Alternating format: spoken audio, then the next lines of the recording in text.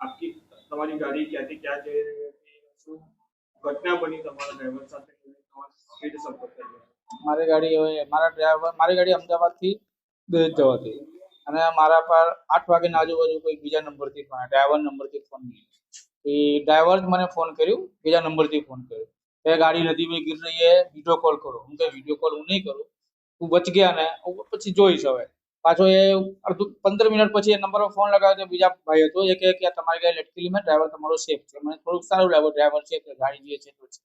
પછી હું ત્યાંથી નીકળ્યો અને ત્યાં ગંભીરા બીચ જતા મને બે અઢી વાગી ગયા, લગભગ 1-1.5 વાગે, એક્ઝેક્ટ ટાઈમ મને ખ્યાલમાં નહીં।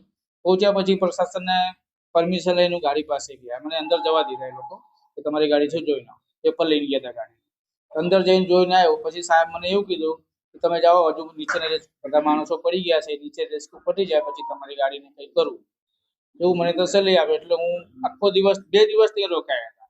બીજા દિવસથી નીચેનો પર રેસ્ક્યુ ચાલુ જ હતો, એટલે લોકો કશું કર્યા નહીં। પછી મને પીઆઈ સાહેબ કહ્યું તમે જાઓ, જ્યારે તમારી ગાડી નીકળશે હું તમને કોલ કરી દઈશ, નંબર લઈ લીધા છે। પછી 3 દિવસ 4 દિવસ પછી એને કોલ કર્યું કે હવે તો નીચેનો પટ્યું નહીં। પાછું મને એના પછી ફોન કર્યો કઈ એક મને એ પાછું એવું કીધું કે આરએમબી ટીમ વાળો અને કલેક્ટર સાહેબ પાસે છે, આપણે હાથમાં કઈ નહીં, પીઆઈ સાહેબ। એટલે હું આરએમબી ટીમનો કોઈ નંબર એ લોકો આપ્યા, એના હાથે ગઢવી સાહેબ કઈ એને વાત થઈ, એ બીજા નંબર બરોડા વાળા નંબર આપી, એના હાથે વાત થઈ। કાલથી એના બી કોન્ટેક્ટ બંધ છે, એ લોકો ફોન નથી ઉપાડતા। હવે હું કહીશ મારે ગાડી કાઢીને આપશે કોણ?